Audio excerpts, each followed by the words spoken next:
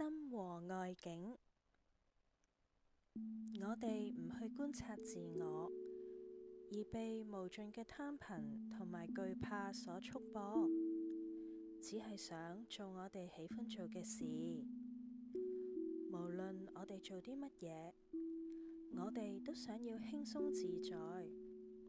如果唔舒服、唔快樂，我哋就唔開心，嗔同埋痴就會生起。我哋因而受苦，被心所束縛。通常我哋嘅念頭總係隨住外境去跑，亦即係心隨境轉。每當念頭生起，我哋總係跟住念頭轉。思想同埋智慧係唔同㗎。有智慧嘅時候，心係平靜嘅，我哋能夠保持覺知。通常當外境出現嘅時候，我哋會思考、談論同埋擔心。但係呢一啲外境其實都係冇實體㗎，全部都係無常、苦同埋空。要將佢哋分解，同仔細分析呢三種共同嘅特性。當你靜坐嘅時候，佢哋就會再度出現，要一直觀察。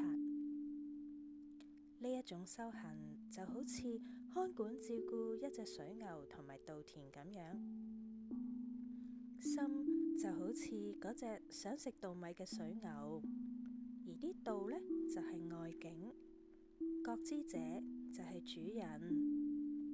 諗下呢個比喻啊，當你看管住水牛嘅時候，你俾佢自由，但係你仍然要望住佢，你一定要望實佢。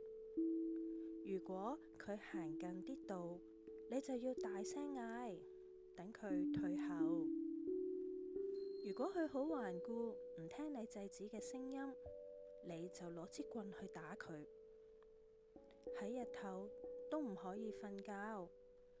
如果你唔照住咁做，好肯定啲水牛就會去食啲稻米啦。覺知者係會經常觀察一切嘅外境，正如佛經上面講，一個知道觀察內心嘅人，係能夠避開邪惡嘅人魔羅嘅陷阱。你又有冇試過靜心咁樣做一個觀察者，觀察喺自己身邊出現嘅外境呢？